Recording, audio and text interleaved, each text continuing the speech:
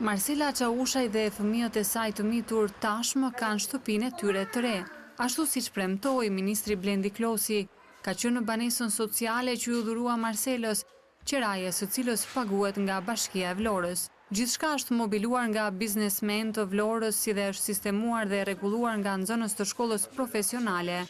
Marcela, pas dhunës shokuese nga ish bashkëshorti dhe tronditjes që pësuan fëmijët, do të nisin të jetojnë më të hareshëm. Të gjithë ju faleminderit, Zoti ju ndihmoft në çdo krah.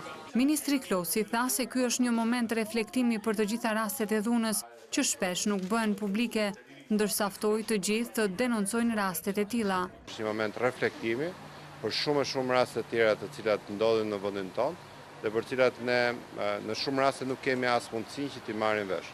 Prandaj do donim shumë që të bënim një thirrje publike për çdo që evidenton një rast dhune, për çdo që ka mundësinë që të shpëtojmë një familje nga një situatë shumë e keqe për të dhe për fëmijët e saj, ne do duhet njoftojmë, do duhet të kemi shoqërinë e cila të jetë shumë më tepër solidare me viktimat e dhunës në familje apo viktimat e dhunës mbi gratë apo fëmijët. Shumë shpejt, Marcela do të nisë punë edhe pranë Bashkisë së Vlorës në një nga shkollat e qytetit si sanitare. Për Marcelën ka një shtëpi shumë të mirë se ajo Errësirë që ne vizituam para pak ditësh.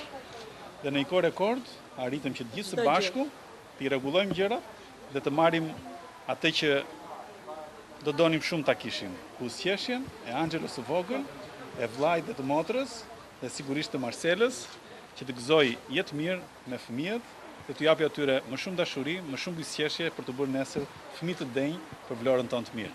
Reagimi që pati pushteti qendror me vetë angazhimin e ministrit Klosi, por dhe ai vendor me kryebashkiakun Leli apo bizneset në Vlorë, është një shembull i mirë për të ndjekur në raste si ai i Marcelës, që dhuna ndaj saj nga ish bashkëshorti u mësua pasi ndodhi në publik, duke zbuluar dhe një dramë më të madhe, jetesën në kufit ekstrem të varfërisë pa asnjë ndihmë.